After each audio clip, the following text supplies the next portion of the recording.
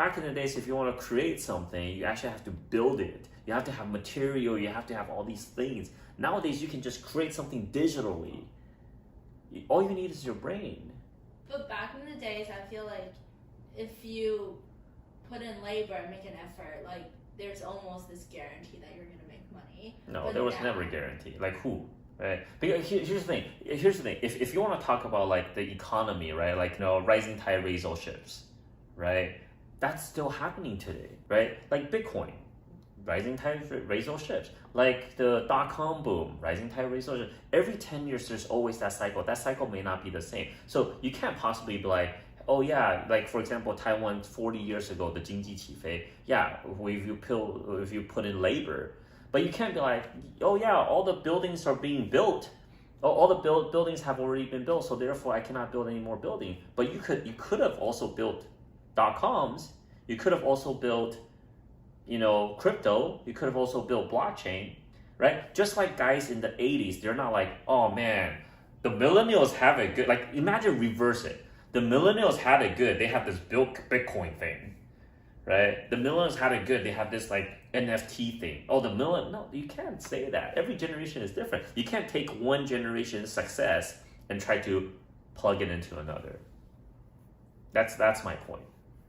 But don't you think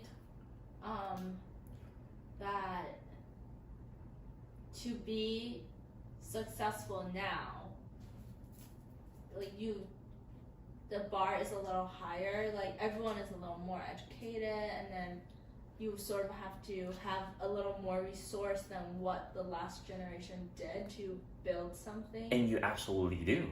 Today, any teenager with an iPhone, or any phone for that, any smartphone for that matter, you hold more power than kings and queens from 100 years ago.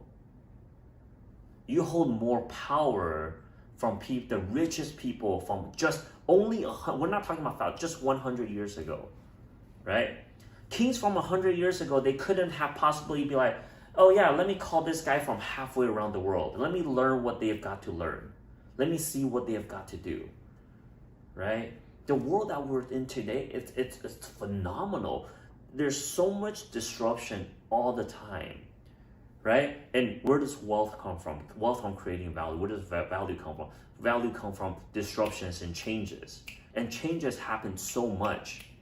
I would argue that today you have more opportunity to be successful, quote, if we're talking about monetary, right? Because back in the days, let's say I want to build a building. At least it's going to take me 5-10 years. What if that didn't work out? But now you can build something in 5-10 months. And if it doesn't work out, do something else, right?